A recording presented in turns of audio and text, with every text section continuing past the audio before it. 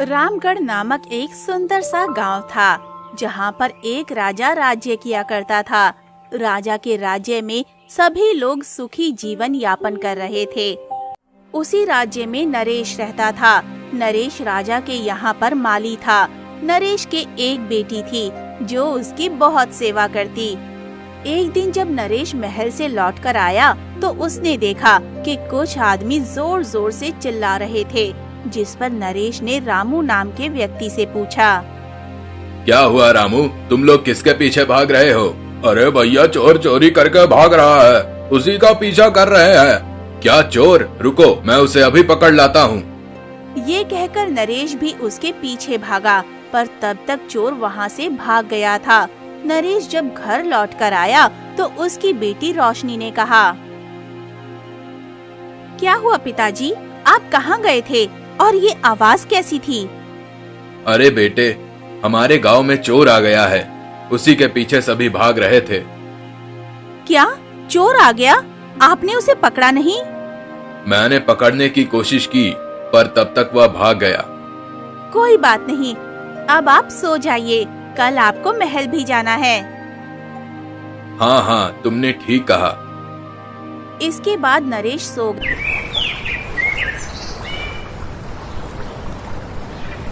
अगली सुबह नरेश उठा और महल चला गया।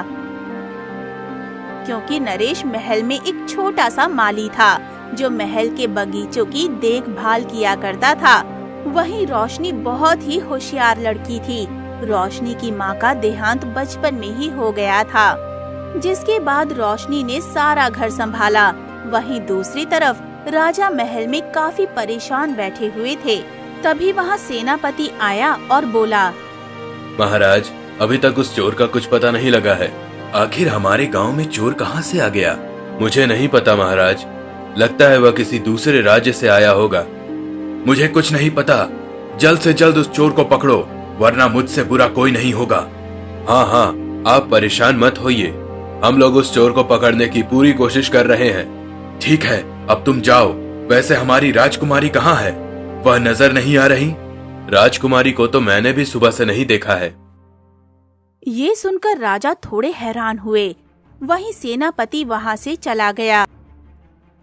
तभी वहाँ पर रानी आई, जिस पर राजा ने कहा, अरे महारानी, आप यहाँ पर? राजकुमारी कहाँ है? पता नहीं वो कहाँ है, सुबह से ही गायब है। क्या सुबह से ही गायब है? आपने उन्हें देखा नहीं? नहीं, मैंने तो नहीं देखा। शायद वो अपनी सहेलियों के साथ बगीचे में होगी। ठीक है, तुम पता करो। इसके बाद रानी राजकुमारी को ढूंढने के लिए चली गई। वहीं राजकुमारी आराम से बगीचे में थी। तभी उन्हें नरेश दिखा, जिस पर राजकुमारी ने कहा, अरे काका, आप ये किसका पेड़ लगा रहे हैं? अरे राजकुमारी जी, गुलाब तो लाल या गुलाबी ही होता है, तो इसमें उसी रंग के फूल आएंगे। क्या गुलाब के फूल? वैसे इसमें किस रंग के फूल आएंगे? अरे बेटी, क्या बताऊं, कल महल में बहुत बड़ा कांड हो गया है। तभी वहाँ पर रानी आ गई और उन्होंने कहा, अरे राजकुमारी, आप यहाँ हैं और आपके पिताजी आपको महल में ढूंढ रहे हैं।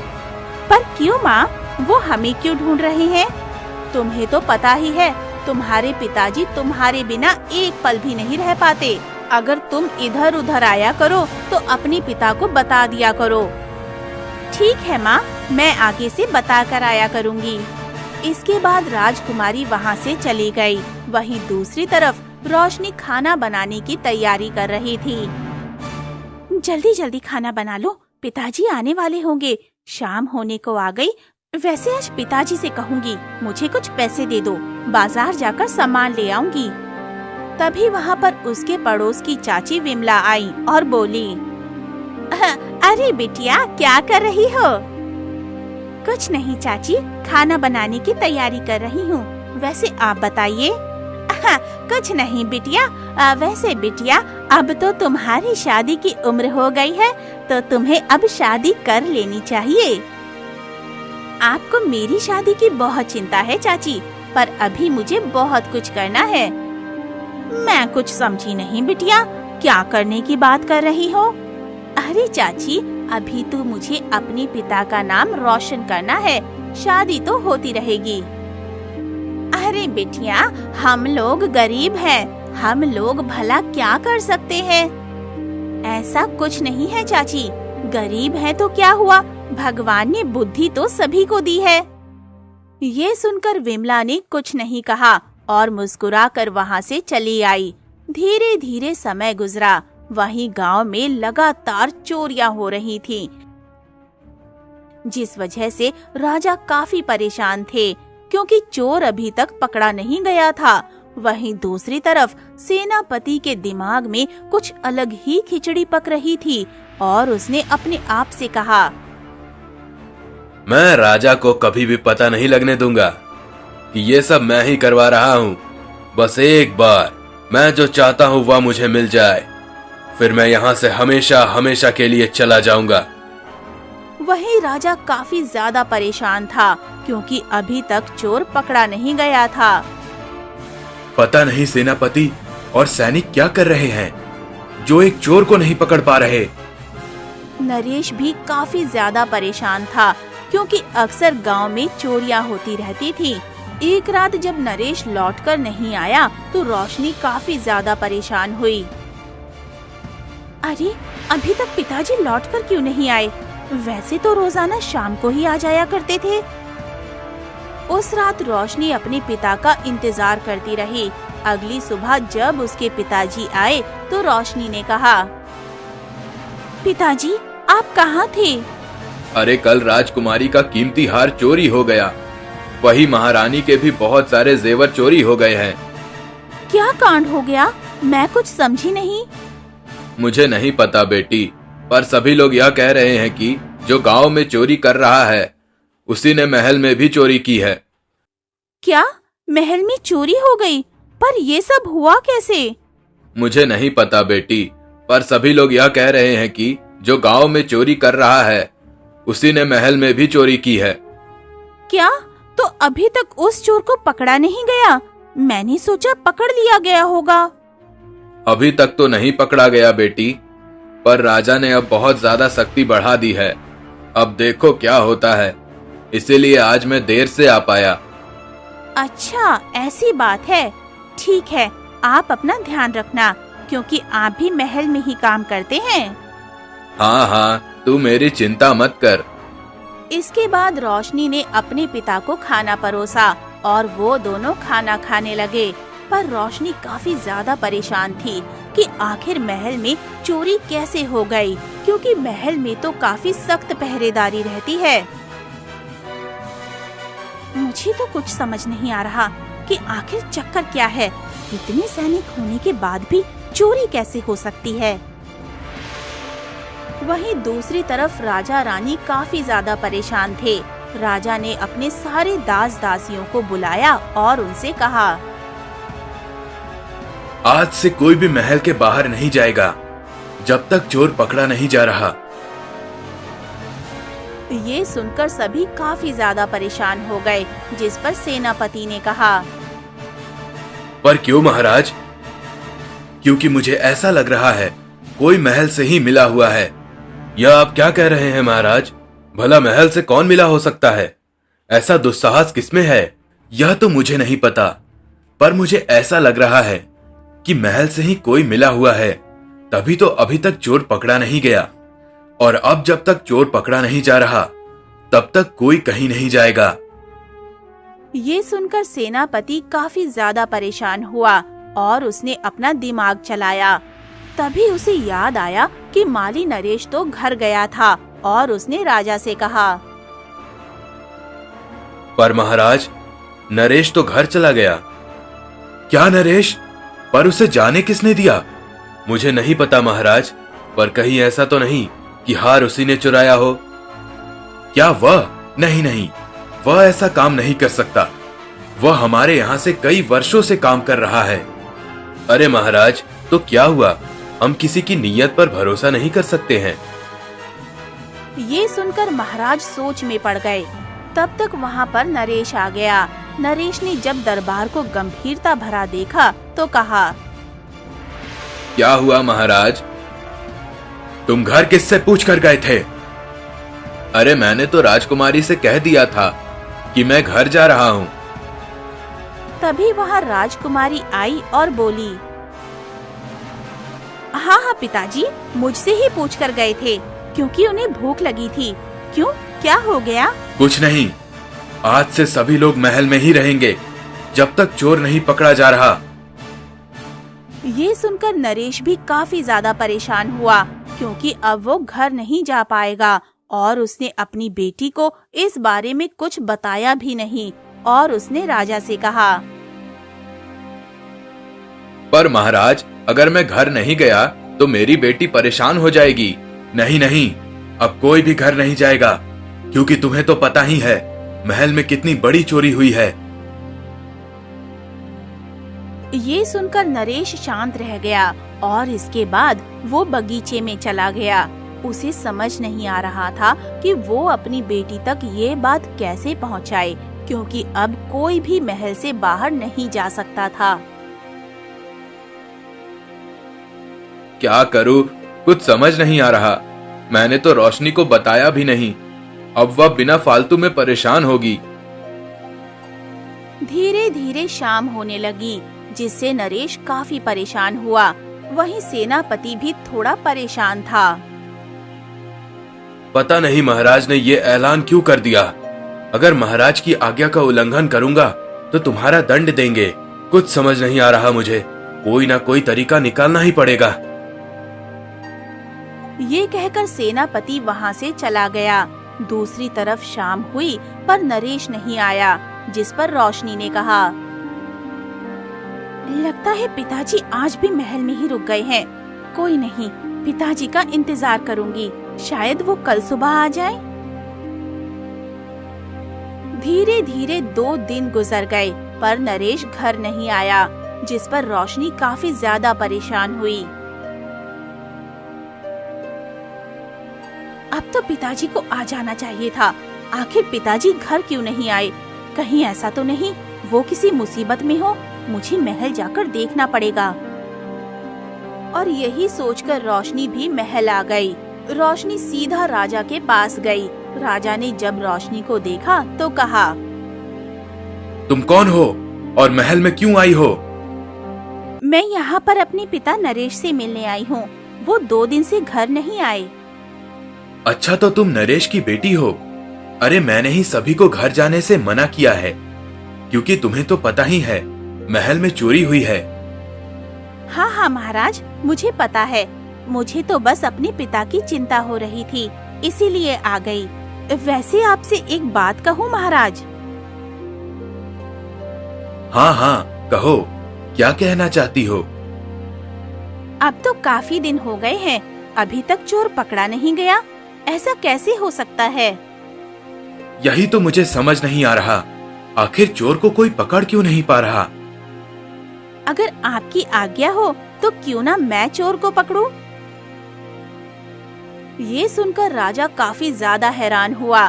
तभी वहाँ पर सेनापति आ गया। सेनापति ने जब ये सुना तो कहा, अब लड़कियां चोरों को पकड़ेंगी यहाँ पर? जब हम चोर को पकड़ नहीं पा रहे हैं तो तुम कहाँ से पकड़ोगी? ऐसा कुछ भी नहीं है सेनापति जी। लड़कियाँ हर वो काम कर सकती हैं जो लड़के कर सकते हैं। हाँ हाँ, रोशनी एकदम ठीक कह रही है। वैसे भी तुम लोगों से मैंने उम्मीद करके बहुत बड़ी गलती कर दी क्योंकि 1 महीने से ऊपर हो गया, अभी तक चोर पकड़ा नहीं गया। ये सुनकर सेनापति चुप हो गया। इस पर राजा ने कहा, ठीक है, अगर तुमने चोर को पकड़ लिया तो मैं तुम्हें 50,000 स्वर्ण मुद्राएं दूंगा।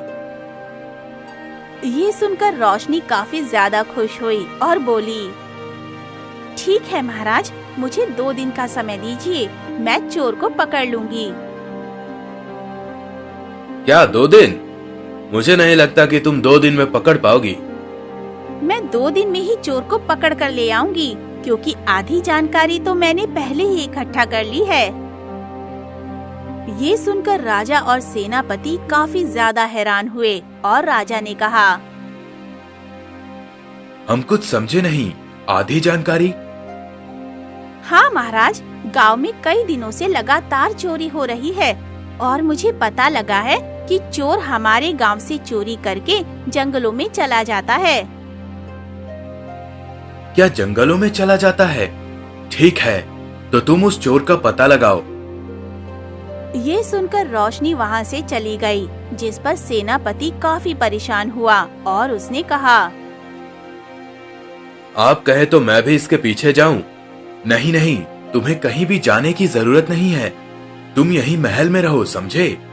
और चोर का इसी महल में पता लगाओ। पर महाराज, महल में रहकर भला चोर का पता मैं कैसे लगा पाऊंगा? मुझे कुछ नहीं पता। अब जो कुछ करेगी वह लड़की करेगी। तुम्हें जो कुछ करना था तुमने करके देख लिया। ये सुनकर सेनापति काफी ज्यादा परेशान हो गया। वही रोशनी जंगल में आ गई। जंगल में आने के बाद वो इधर उधर देखने लगी। तभी उसे एक बड़ी सी गुफा दिखाई दी और वो उसी गुफा के अंदर चली आई, जहाँ पर चोरी किया हुआ सामान रखा गया था। अच्छा, तो चोर यहीं पर सामान रखता है, पर यहाँ पर तो गांव वालों का सामान है। महाराज के महल से चोरी हुआ सामान कहाँ है? रोशनी उसी सामान में राजकुमारी का हार और रानी के जेवर ढूंढने लगी, पर उसे वहाँ पर वो नहीं मिले, जिस पर उसने कहा, लगता है चोर ने उन्हें कहीं और रखा है। मुझे चोर को पकड़कर उससे पूछना पड़ेगा। तभी उसे किसी के पैर की आहट सुनाई दी। उसे पता लग गया कि चोर गुफा में आ रहा है और वो एक पत्थर के पीछे छुप गई। चोर जब वहाँ आया तो उसने देखा बहुत सारा सामान इधर उधर बिखरा हुआ था, जिस पर उसने कहा, अरे यह सामान इधर उधर कैसे हो गया? मुझे ऐसा क्यों लग रहा है जैसे यहाँ कोई आया हो। कहीं ऐसा तो नहीं सैनिक यहाँ आए हो? मुझे अपना अड्डा बदलना पड़ेगा। कौन हो तुम और मुझे इस तरह क्यों बांध दिया? क्योंकि मुझे पता करना है महारानी का हार और राजकुमारी का हार कहाँ है। क्या हार? यह तुम क्या कह रही हो? मुझे नहीं पता। क्या तुम्हें नहीं पता? पर ऐसा कैसे हो सकता है? तुम ही तो गांव में चोरी कर रहे हो और तुम्हारे पास ही सारा चोरी का सामान है। हाँ हाँ, मैं गांव में चोरी कर रहा हूँ, पर मैंने महल में चोरी नहीं की है।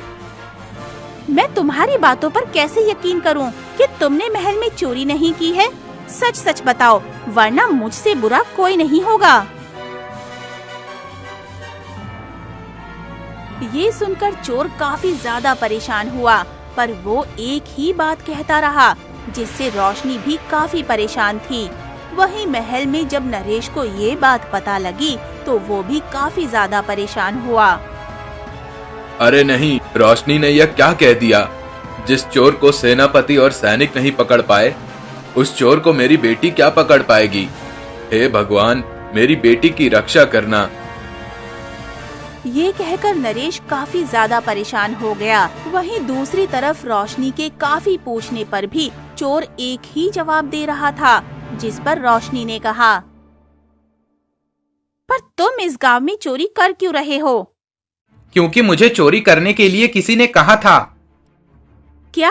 चोरी करने के लिए किसी ने कहा था? पर आखिर किसने कहा था? नहीं नहीं, मैं तुम्हें नहीं बताऊंगा। अगर मैंने तुम्हें बता दिया तो वह मुझे मार डालेगा। तुम्हें कोई नहीं मारेगा, मैं तुम्हें वचन देती हूँ। बताओ, किसने तुम्हें चोरी करने के लिए कहा था? ये सुनकर रोशनी काफी ज्यादा परेशान हुई और बोली, ये तुम क्या कह रहे हो? होश में तो हो? हाँ हाँ, मैं होश में हूँ। मैं सच कह रहा हूँ। पर ये कैसे हो सकता है? मुझे तो यकीन ही नहीं हो रहा। वहीं दूसरी तरफ सेनापति काफी ज्यादा परेशान था। उसे समझ नहीं आ रहा था कि वो महल से बाहर कैसे जाए। वहीं रोशनी चोर को लेकर महल आ गई। राजा ने जब चोर को देखा तो काफी ज्यादा खुश हुआ और बोला, अरे वाह, तुम तो चोर को आज ही ले आई। मुझे तो यकीन ही नहीं हो रहा कि तुम इतनी जल्दी चोर को ले आई। पर महाराज, ये एक साधारण सा चोर है और आपके यहाँ जिसने चोरी की है वो कोई और है। ये सुनकर राजा भी काफी ज्यादा हैरान हुए। यह तुम क्या कह रही हो?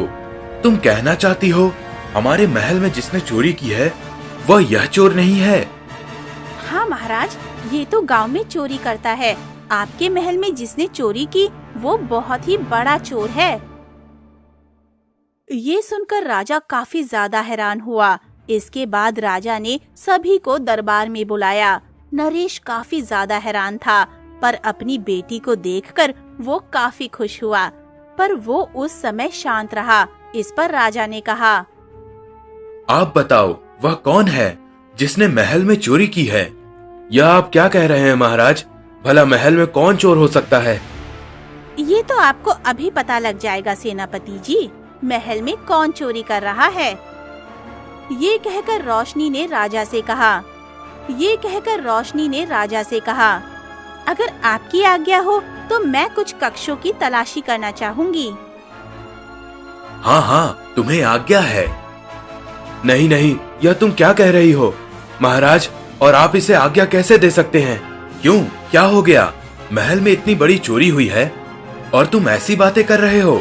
शांत खड़े रहो। ये सुनकर सेनापति काफी ज्यादा परेशान हो गया। उसे कुछ समझ नहीं आ रहा था कि वो आखिर क्या करे, और मौका पाकर उसने भागने की कोशिश की, पर वो बुरी तरह हैरान हो गया क्योंकि उसके सामने रोशनी खड़ी थी और उसने उसे पकड़ लिया। कहाँ जा रहे हो सेनापति जी? और तुम तो कक्ष की तलाशी लेने गई थी ना? मैं कहीं नहीं गई थी, वो तो मेरी एक चाल थी। वहीं ये सब देखकर राजा भी काफी हैरान हुए और बोले, सेनापति, तुम इतने ज्यादा घबरा क्यों रहे हो और कहाँ जा रहे हो? महाराज, ये इसलिए घबरा रहे हैं कि महल में चोरी किसी और ने नहीं बल्कि सेनापति जी ने ही की है। क्या, सेनापति ने? यह तुम क्या कह रही हो? इसके बाद रोशनी ने राजा को सारी बातें बताईं, जिसे सुनकर राजा काफी ज्यादा हैरान हो गए और बोले, मुझे तुमसे ऐसी उम्मीद नहीं थी सेनापति। तुमने यह सब क्यों किया? क्योंकि आप मेरी तनख्वाह नहीं बढ़ा रहे थे, इसलिए मैंने सोचा अगर मैं यहाँ से सारे जेवर चुराकर बेच दूंगा तो मैं माला माल हो जाऊंगा और यहाँ से गायब हो जाऊंगा। पर रोशनी ने मुझे गायब होने से पहले ही पकड़ लिया। अच्छा, तो ऐसी बात है, इसीलिए तुमने इस चोर को भेजा जिससे सभी को लगे यह चोर चोरी कर रहा है। अब तुम्हें सीधा कारागार मिलेगा। ये कहकर राजा ने कुछ सैनिकों को बुलाया और सेनापति को कारागार में डाल दिया, जिससे सभी लोग काफी ज्यादा खुश हो गए। और इसके बाद राजा ने रोशनी से कहा, मानना पड़ेगा रोशनी, तुम काफी बुद्धिमान हो। जो काम हमारे सैनिक नहीं कर पाए तुमने उसे बड़ी आसानी से कर दिया। धन्यवाद महाराज। नरेश, मुझे तो यकीन ही नहीं होता तुम्हारी बेटी इतनी बहादुर है। यह सब तो भगवान की माया है। भगवान की माया नहीं, यह कहो तुम्हारी बेटी की माया है। और मैं चाहता हूँ अब तुम्हारी बेटी हमारी नई सेनापति बने। क्या सेनापति? पर वह कैसे? मुझे पता है तुम यही तो कहना चाहते हो, वह सेनापति नहीं बन पाएगी। पर आज के समय में लड़का लड़की कुछ नहीं, सभी बराबर हैं और वही मेरी अगली सेनापति होगी। ये सुनकर नरेश रोशनी से काफी ज्यादा खुश हुए और नरेश ने अपनी बेटी से कहा, बेटी, आज मैं बहुत खुश हूँ। तूने आज मेरा सिर गर्व से ऊंचा कर दिया है। तूने साबित कर दिया अगर बेटियां चाहे तो अपने पिता की किस्मत बदल सकती है। और इसके बाद राजा ने उन्हें इनाम दिया, जिससे उन लोगों की किस्मत बदल गई और अब वो लोग बहुत ही ज्यादा खुश थे। और रोशनी भी काफी ज्यादा खुश थी क्योंकि अब वो महल की नई सेनापति थी और आराम से अपने कार्य का निर्वाह कर रही थी।